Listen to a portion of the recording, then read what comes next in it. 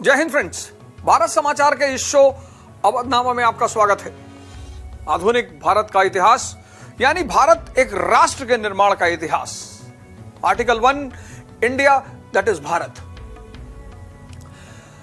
अब दुनिया का जो सबसे पुराना सिद्धांत है जिसकी वजह से 2% लोग 98% पर आदिकाल से शासन कर रहे हैं, उस सूत्र का नाम है डिवाइड एंड रूल।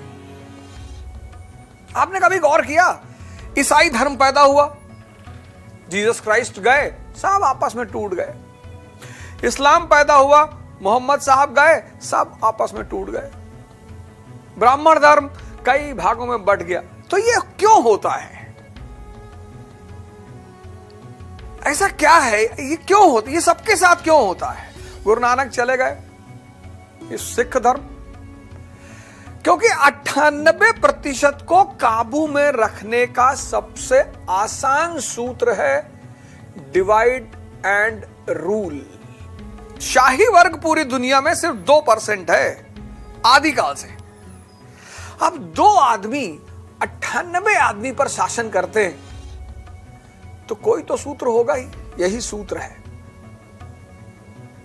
और यह सूत्र बहुत अपवाद अवस्था में किसी को समझ में आता है, क्योंकि खेला ही ऐसा जाता है। इसका खेल ही ऐसा है कि सबको समझ में नहीं आता है। लेकिन इससे पहले कि मैं इस सूत्र पर आपको कोई उदाहरण दूं, मैं इस कार्यक्रम का जो मुख्य बिंदु है, पढ़ो, समझो, सीखो और उन्नति करो। पढ़ाई सिर्फ परसेंटेज और नौकरी के लिए अगर आप कर रहे हो तो आप जीवन भर निराश रहोगे। जीवन भर पढ़ो, समझो। जीवन क्या है? युद्ध है। संघर्ष शब्द का इस्तेमाल मत किया करो, शब्द का बड़ा फेर होता है। जीवन युद्ध है। जब तुम युद्ध कहते हो तो दूसरा भाव पैदा होता है, और जीवन संघर्ष है, दूसरा भाव पैदा होता है। तो जीवन युद्ध है। अब उस युद्ध को लड़ने के लिए साधना चाहिए, जो 98% लोगों के जीवन में मिसिंग है। तुम आईएएस की तैयारी कर रहे हो, 4 आदमी को बताओगे, 4 तुमको कहने जा रहे हैं आईएएस में भैया 1000 सीट होती है भैया, और 10 लाख लोग देते हैं, वैसे तुम दे लो। 4 में से एक तो ये कहेगा, दूसरा कहेगा अरे वो पांडे जी की बिटिया दे रही थी, फिर 2 अटेम्प्ट के बाद पागल हो गई। फिर तीसरा कहेगा अरे 10-10 साल इलाहाबाद के लड़के आईएएस की तैयारी करते हैं, लड़का और बाप दोनों साथ में तैयारी कर रहे हैं। और चौथा कहेगा कि आईएएस में भैया सब जहां बेईमानी होती है, सब बड़े बड़े घर के लड़के सेलेक्ट होते हैं, गरीब के तो होते नहीं। अब तुम सोचो कि तुम युद्ध में जा रहे हो और 4 लोग जो तुम्हारे जीवन में चारों तरफ है वो तुम्हें निषेधात्मक राय दे रहे हैं। कहां से लाओगे हिम्मत? अंदर से। कहां से लाओगे उत्साह? अंदर से। तभी तो मैं तुम सब लोगों से कहता हूं ध्यान करो, साधना करो। युद्ध साधना के बिना जीता ही नहीं जा सकता। साधना वो बॉलीवुड वाली हीरोइन नहीं, योग और ध्यान की बात कर रहा हूं। तो युद्ध प्लस साधना इज इक्वल टू सफलता। तो पढ़ो, समझो, सीखो, और अगर ये 3 काम कर ले गए तो उन्नति तो कोई रोक ही नहीं सकता, कोई नहीं। और सबको तीनों करना पड़ा। अब ये डिवाइड एंड रूल का खेल कब आता है? जब दुश्मन ताकतवर होने लगे। 1905 स्वदेशी आंदोलन, पिछले एपिसोड में मैंने आपको बताया, राष्ट्रवादी धारा मजबूत होने लगी, सरकार विचलित हो गई। और जब दुश्मन मजबूत हो तो उस पर हमला नहीं किया जाता। मजबूत दुश्मन को पहले अंदर से तोड़ा जाता है। अगर मजबूत दुश्मन पर सीधे हमला कर दोगे तो हो सकता है तुम ही मारे जाओ। अब बंगाल विभाजन सरकार ने क्यों किया? राष्ट्रवाद की धारा को कमजोर करने के लिए। उल्टा हो गया, राष्ट्रवाद की धारा मजबूत हो गई, स्वदेशी आंदोलन। अब जब राष्ट्रवाद की धारा मजबूत हो गई तो अंदर से उसे तोड़ना है तो डिवाइड एंड रूल। पहले किसको तोड़ा? भारत के समाज को। 1906 मुस्लिम लीग का जन्म। मुस्लिम लीग 1906, ये एक दिन में नहीं हुआ। 1850 के बाद जब राष्ट्रवाद की धारा की शुरुआत हुई, नेशनल मूवमेंट, वहीं से दो धाराएं और शुरू हुई। एक संप्रदायवाद, कम्युनलिज्म, एक कास्टिसिज्म, जातिवाद। तीन धाराएं पैरेलल। राष्ट्रवाद को कंट्रोल करने के लिए कम्युनलिज्म, संप्रदायवाद और कास्टिसिज्म। 1866 में ईस्ट इंडिया एसोसिएशन बनी। पॉलिटिकल पार्टीज बनना शुरू हो गई। सरकार को एहसास हो गया कि राष्ट्रवादी धारा शुरू हो चुकी है, अब इसको कंट्रोल करना है। 1870 में एक किताब आई, द इंडियन मुसलमान। पढ़िएगा आप लोग, लिख लीजिए, द इंडियन मुसलमान बाय W.W. हंटर। जैसे सच्चर समिति की रिपोर्ट है ना कि मुसलमान बहुत पिछड़ा हुआ है। 1206 से 1707 तक भारत में मुसलमान शासक। बड़ी अजीब बात है ये। 1206 से 1707 भारत में मुसलमान शासक। 1858 से 1947 तक प्री मुस्लिम पॉलिसी। 1950 से 2014 प्री मुस्लिम गवर्नमेंट, प्रो मुस्लिम गवर्नमेंट। तब भी मुसलमान पिछड़ा है। ये बात हजम नहीं होती। और वो मुसलमान पिछड़ा है जो इस्लाम को फॉलो करता है, जिसका आधारभूत सिद्धांत है लिबर्टी, इक्वालिटी, फ्रेटर्निटी, शिक्षा। कुरान का आधारभूत संदेश है पढ़ो, इकरा। जिस ग्रंथ का आधारभूत सिद्धांत है पढ़ो, वो समाज पिछड़ा है। कोई तो बात होगी। वो मुसलमान जिनकी पूरी दुनिया में धाक है, कैलिफ अल मामून, कैलिफ अल हारून, हजरत उमर, आज पूरी दुनिया में हाशिए पर है। कोई तो वजह होगी, निश्चित होगी। और मुसलमान उस वजह को अगर जानना चाहता है तो उसको अपने इतिहास को खंगालना पड़ेगा। लेकिन आज मुसलमान क्या कर रहा है? अतीत से सिर्फ गौरव ले रहा है। जिसका वर्तमान खराब होता है वो दो काम करता है। एक, अतीत से शिक्षा लेता है कि यार अतीत में हमारी स्थिति क्या थी, हम महान थे तो क्यों थे। और दूसरा, अतीत से गौरव लेता है। और जो भी अतीत से गौरव लेते हैं वो और परेशान होते हैं।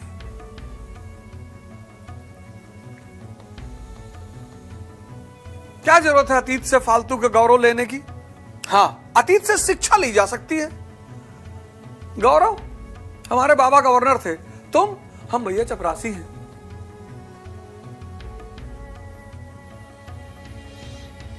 मुसलमानों ने जो सबसे बड़ी गलती की वो अतीत से शिक्षा नहीं ले रहे हैं, अतीत से सिर्फ गौरव ले रहे हैं। मुसलमानों ने इतिहास को गौरव का माध्यम बना लिया है। ये उनकी सबसे बड़ी मिस्टेक है, सबसे बड़ी गलती। हिंदू भी उसी रास्ते पे जा रहा है। हम परशुराम के वंशज हैं, बहुत अच्छी बात है, बहुत अच्छी बात है। हम राणा सांगा, वो सब बहादुर थे, लड़ना जानते थे। तुम कहां लड़ोगे? इतिहास को गौरव का विषय नहीं, इतिहास को अध्ययन का विषय बनाइए। पढ़िए, सीखिए, समझिए, अपनी गलतियों को सुधार करिए। और दूसरी बात, इतिहास को इतिहासकार से पढ़िए, इतिहास को इतिहास के किताबों से पढ़िए। मुसलमानों की दूसरी सबसे बड़ी गलती, मैं बड़े मुसलमानों से मिलता हूं, मैं बड़े छोटे छोटे क्वेश्चन पूछता हूं, बहुत छोटे छोटे, कि हुजूर साहब की जो महिलाएं कमांडर थी उनका नाम बताओ। महिलाएं कमांडर? अच्छा चलो कोई बात नहीं, हुजूर साहब सातों आसमान पे गए थे, सातों आसमान का नाम बताओ, उस आसमान पे कौन कौन से फरिश्ते थे उनका नाम बताओ। ये तो नहीं पता, लेकिन औरंगजेब के बारे में सब पता है। उसी मुसलमान को औरंगजेब, अरे भैया आपके धर्म में कौन सबसे बड़ा, किसको फॉलो करना है आपको? हजरत मोहम्मद को। आप ये थोड़ी कह दो ला इलाहा इल्लल्लाह औरंगजेबुल रसूलुल्लाह, आप कहते हो ला इलाहा इल्लल्लाह मुहम्मदुर रसूलुल्लाह, और हजरत मोहम्मद के बारे में आपको कुछ पता ही नहीं। जितने मुसलमानों को हजरत मोहम्मद के बारे में नहीं पता है, मालिक उन्हें माफ करे। और क्या कहें, आप दो काम शुरू कर दो बस, इतिहास को इतिहास की किताबों से पढ़ो और हजरत मोहम्मद पर सबसे ज्यादा जानकारी इकट्ठा करो, और 6 महीने देखो, 6 महीने करके देखो, आपका जीवन यू टर्न ना मार दे तो हमसे कहना।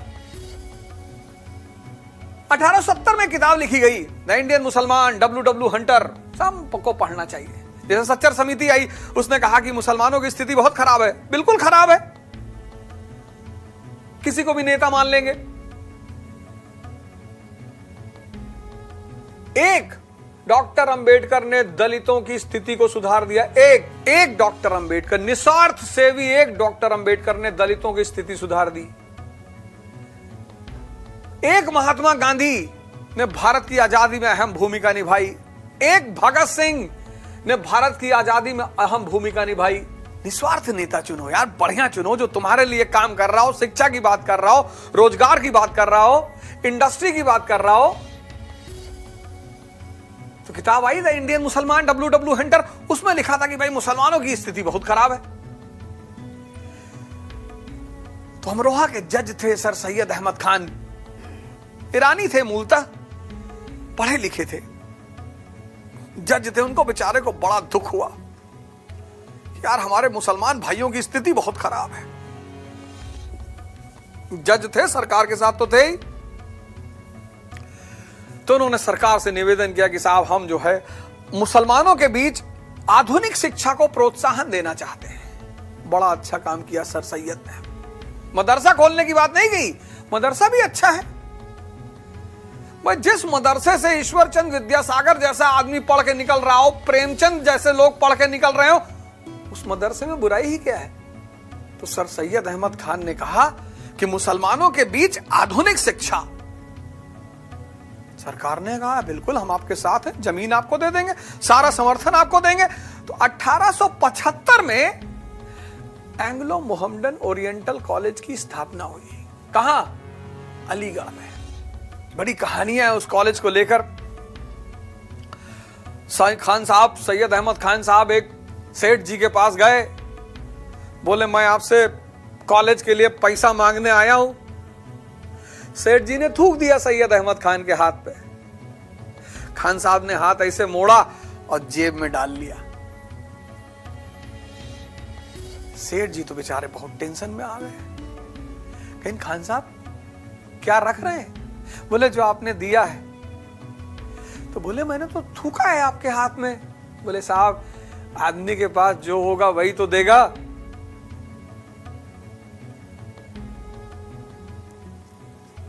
लेकिन सर सैयद अहमद खान का यह कदम हिंदू मुस्लिम के बीच दरार की शुरुआत का कारण भी बना। क्यों? 1857 में हिंदू मुस्लिम मिलकर लड़े।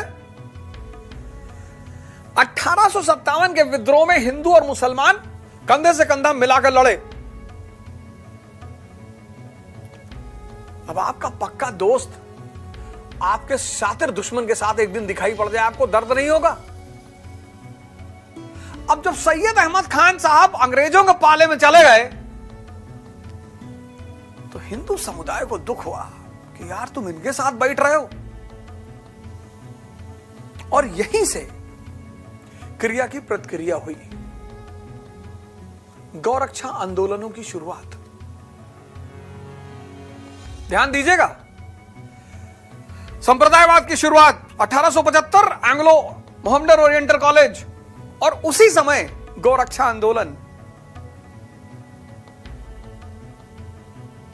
कट्टरपंथी हिंदुओं ने मुस्लिम बस्तियों पर हमला करना शुरू किया कि यहां गाय काटी जाती है। 1875 टाइमलाइन देखिए, 1875 टाइमलाइन देखिए। Indian association Surendranath Banerjee, timeline देखिए। राष्ट्रवाद की धारा मजबूत हो रही है, संप्रदायवाद की धारा आगे बढ़ रही है।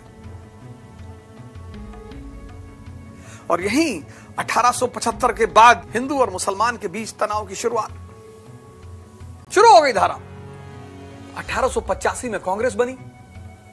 1885 में जब कांग्रेस बनी, राष्ट्रवाद की धारा और थोड़ी मजबूत हुई। ब्रिटेनी सरकार की नजर कि यार नेशनल कांग्रेस, नेशनल लेवल पे पॉलिटिकल पार्टी, इसको काउंटर किया जाए। तो उन्होंने सर सैयद अहमद खान को बुलाया।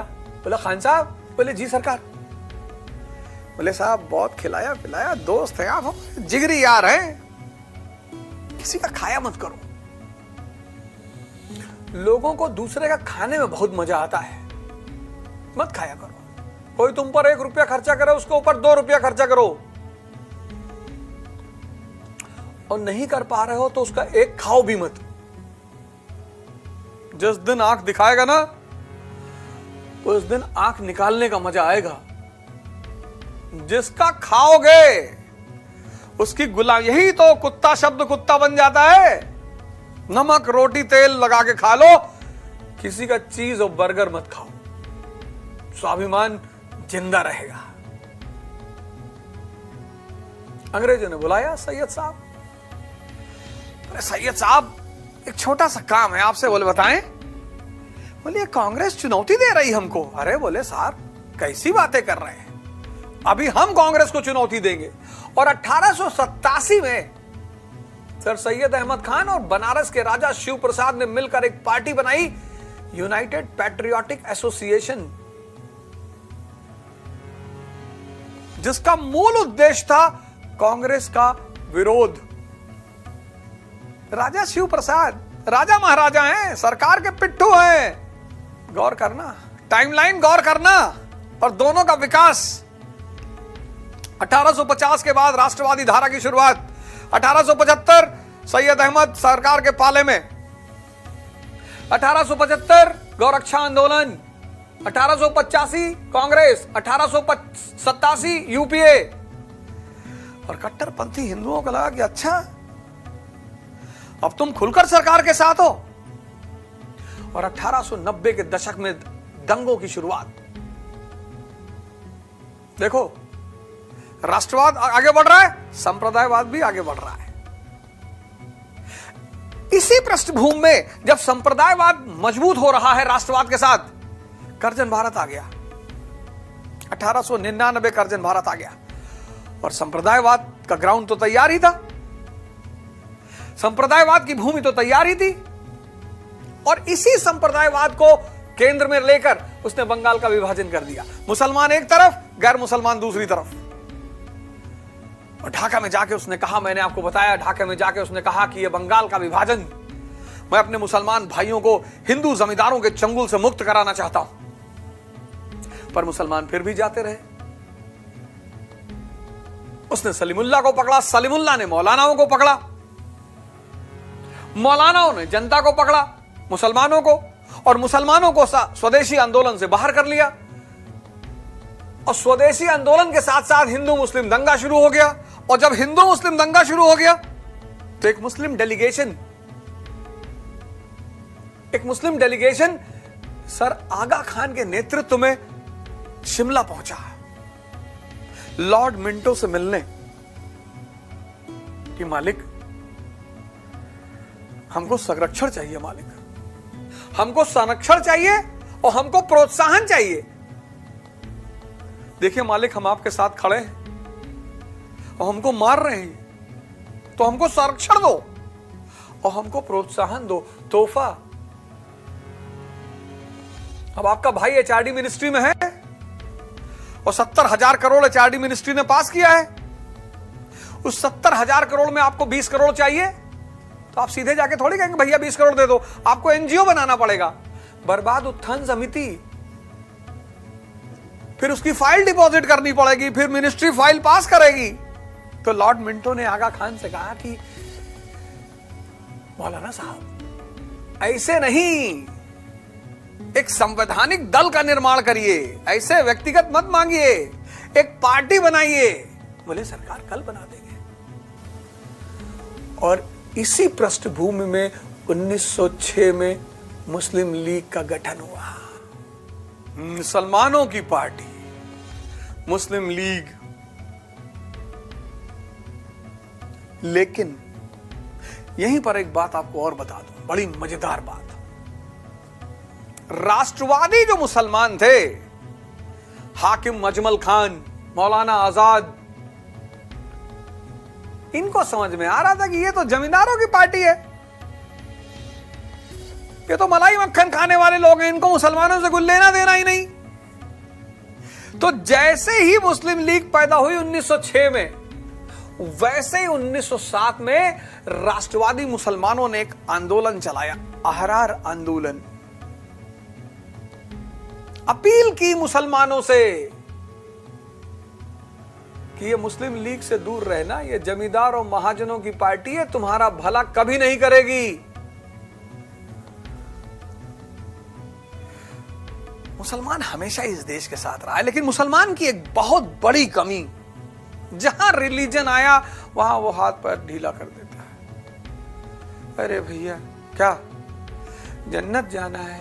जन्नत तो वैसे भी जाओगे, जन्नत तो वैसे भी जाओगे, जन्नत कौन जाएगा? एक मौलाना साहब बाल्टी में पानी लिए जा रहे थे मस्जिद की सफाई करने जुमे के दिन, एक गधा सड़क पे तड़प रहा था।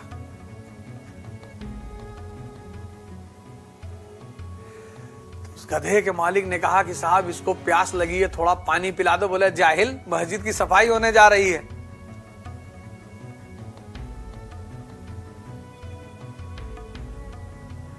बगल से एक चोर गुजर रहा था,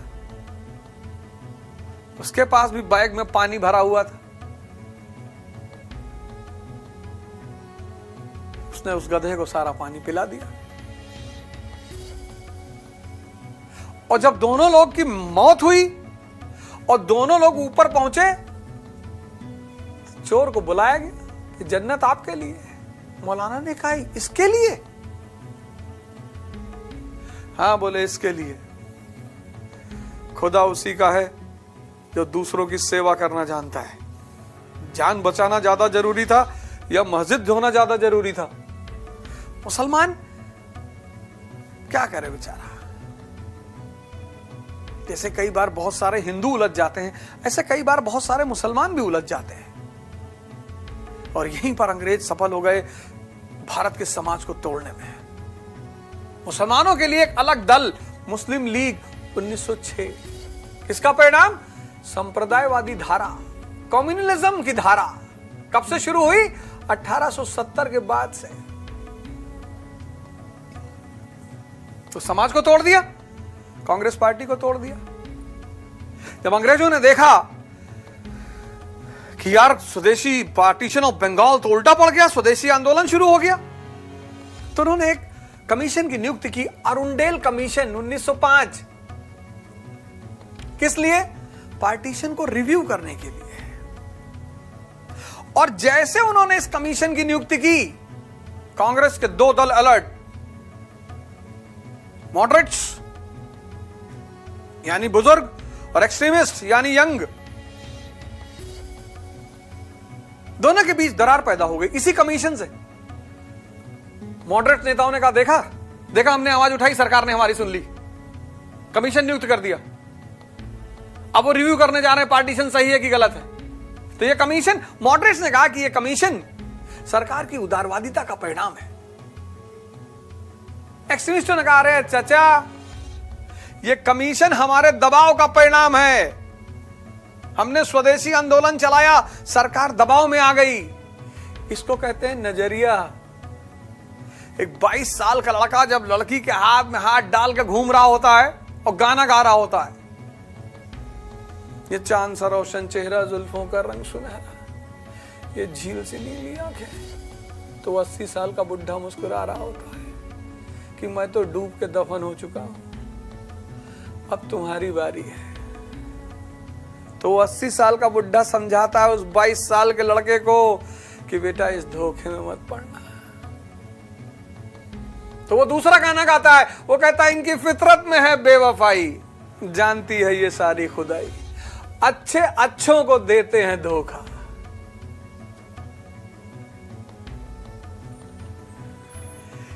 वो 80 साल वाला कहता है इनकी फितरत में है बेवफाई, जानती है ये सारी खुदाई, हंसा के लूट लेते हैं, रुला के लूट लेते हैं, मस्त नजरों से अल्लाह बचाए। दोनों के दो अलग अलग गाने होते हैं। 22 साल वाला, ये चांद सा रोशन चेहरा, जुल्फों का रंग सुनहरा, ये झील सी नीली आंखें, कोई राज है इनमें गहरा, कोई राजवाज नहीं, तुमको लूट के भिखमंगा बना के सड़क पे छोड़ देंगी सब। 80 साल वाला कहता मस्त नजरों से अल्लाह बचाए। बस वो 80 साल वाला कौन है? मॉडरेट। और 22 साल वाला कौन है? वो एक्सट्रीमिस्ट। नजरिए में फर्क है। बुजुर्ग क्या कह रहा है? कह रहा उदारवादिता का परिणाम है। जवान क्या कह रहा है? कह रहा दबाव का परिणाम है। यहीं दरार शुरू हो गई दोनों गुट में। और फिर दोनों गुट ने डिसाइड किया कोई बात नहीं, अध्यक्ष पद को लेकर दोनों के बीच में तनाव बढ़ गया, क्योंकि जिसका अध्यक्ष उसकी नीति। उदारवादी कह रहे थे कि हम स्वदेशी आंदोलन को सीमित करेंगे बंगाल तक, उग्रपंथी कह रहे थे नहीं हम इसका विस्तार करेंगे, पैन इंडिया फैलाएंगे, सरकार पे और दबाव बढ़ाएंगे।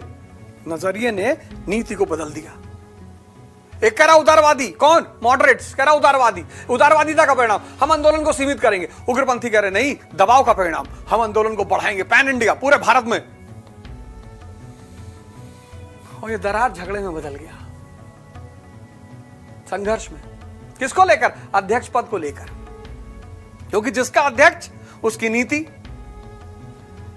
और 1906 में उदारपंथियों ने, मॉडरेट्स ने दादा भाई नेहरू जी को अपना नेता घोषित कर दिया कि ये लड़ेंगे चुनाव। तो कभी कभी व्यक्ति का व्यक्तित्व इतना बड़ा होता है कि उसके दुश्मन, उसके विरोधी भी उसकी इज्जत करते हैं। अटल बिहारी वाजपेयी, मुसलमान कहते थे a right man in a wrong party.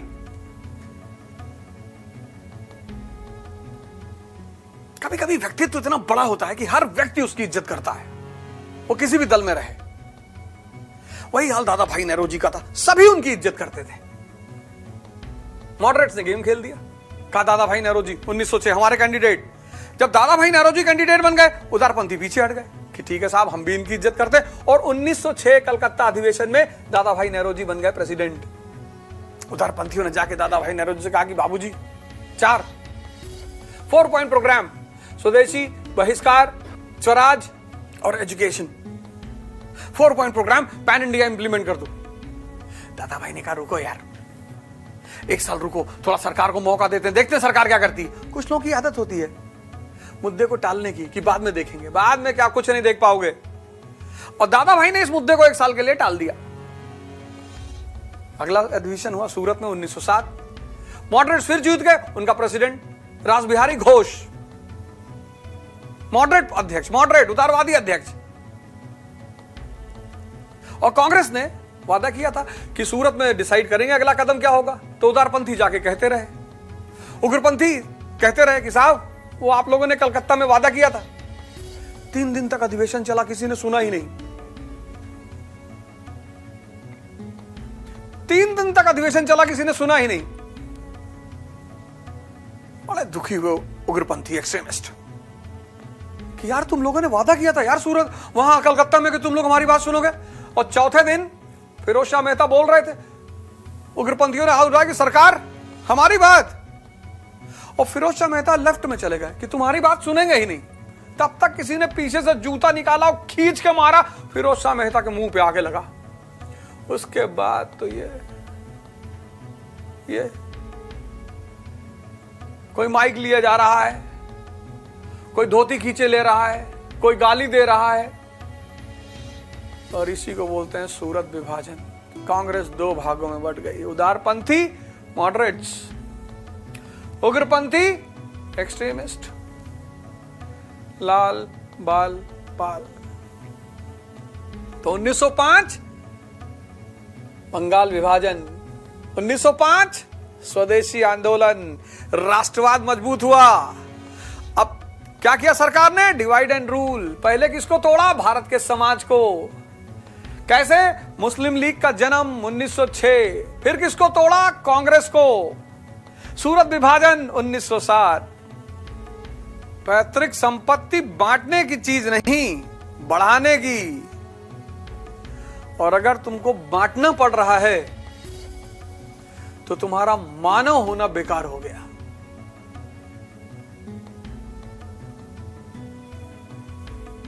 जैसे अंग्रेज तुमको लड़ा रहे थे, ऐसे तुम भी आज भी लड़ रहे हो। देखो, चाहे हिंदू हो, चाहे मुसलमान हो, चाहे दलित हो, चाहे ब्राह्मण हो, अच्छी शिक्षा नहीं चाहिए,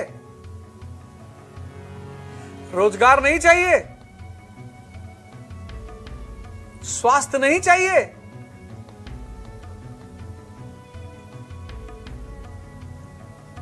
नहीं चाहिए तो कोई बात ही नहीं, नहीं चाहिए तो कोई बात ही नहीं, लड़ो।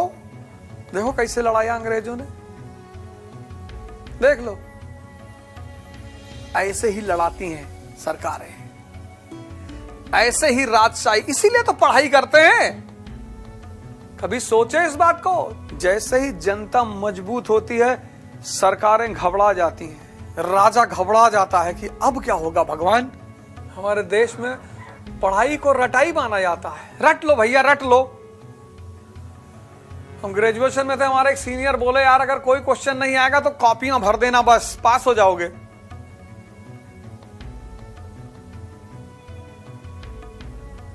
हम ऐसा मानते नहीं थे, लेकिन एक बार वो 10 क्वेश्चन जो इंपॉर्टेंट मिलते हैं वो मिल गए। वो 10 क्वेश्चन पेपर में एक को क्वेश्चन नहीं था उसमें। ज्यूरिस्प्रूडेंस का पेपर, नेशनल इनकम लिख कर आए,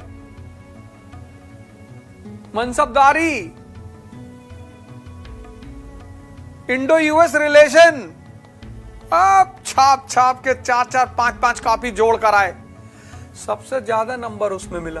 शिक्षा का एक ही काम है, दिमाग को जिंदा करना, और जिंदा दिमाग कुछ भी करेगा। देखो, राजा को ताकतवर जनता पसंद नहीं होती, क्योंकि तब राजा मनमानी नहीं कर पाएगा। राजा हमेशा चाहता है जनता बटी रहे, जनता कमजोर रहे।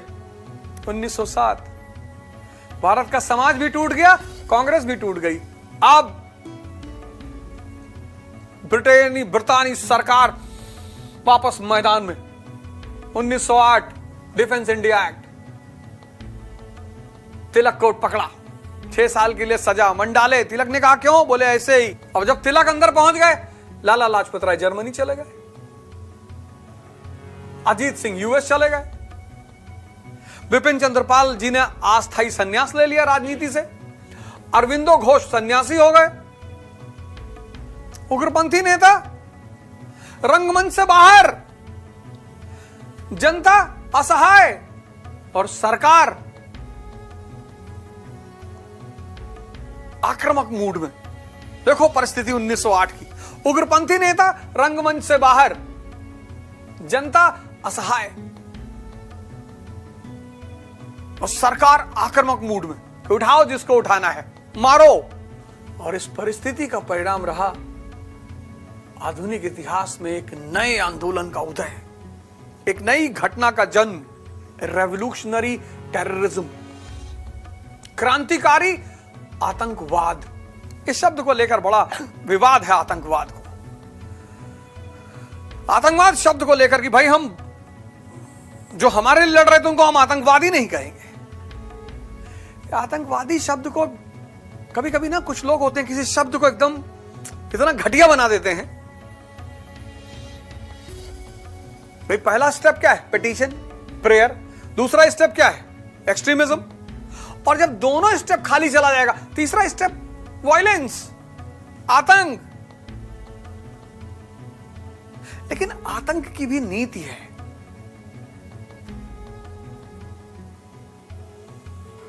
आम जनता को मार दिया, बच्चों को मार दिया। लिट्टे था श्रीलंका में, वो सिर्फ सर्वोच्च अधिकारियों को निशाना बनाता था, सिर्फ। निहिलिज्म रशिया में, निहिलिस्ट, सिर्फ बदनाम अधिकारियों को निशाना। तो प्रोटेस्ट के दो माध्यम होते हैं, एक मास मूवमेंट, एक रेवोल्यूशनरी टेररिज्म। तो जब भी जन आंदोलन का दमन होगा तो टेररिज्म ऊपर आ जाएगा। 1908 में क्या हुआ? जन आंदोलन का दमन हुआ, और जैसे ही जन आंदोलन का दमन हुआ, प्रथम चरण का क्रांतिकारी आतंकवाद। 1907 से 1914। विवादों में जाने की जरूरत नहीं है। पिछले एपिसोड में आपसे कहा कि भगवान राम जब लंका पहुंच रहे हैं तो पहला स्टेप क्या है? निवेदन, पिटीशन, प्रेयर। विभीषण को भेज रहे हैं दादा भाई नेहरू जी को, फिर किसको भेज रहे हैं? एक्सट्रीमिस्ट अंगद और प्रभु हनुमान को। और जब वो एक्सट्रीमिज्म को भी नहीं मान रहा है तब तो मारना ही पड़ेगा। आप उलझ जाते हो, अरे भैया हमारे लीडर आतंकवादी कह दिया भैया।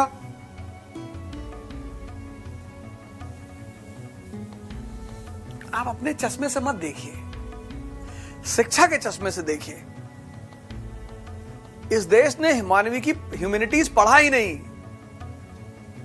तभी तो आज इतनी अराजकता इस देश में है। आज इस देश की जनता को भड़काना बहुत आसान है।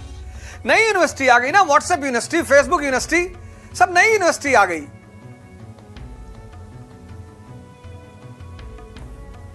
अपने दृष्टिकोण से समझ न्यूज फैला रहे हैं।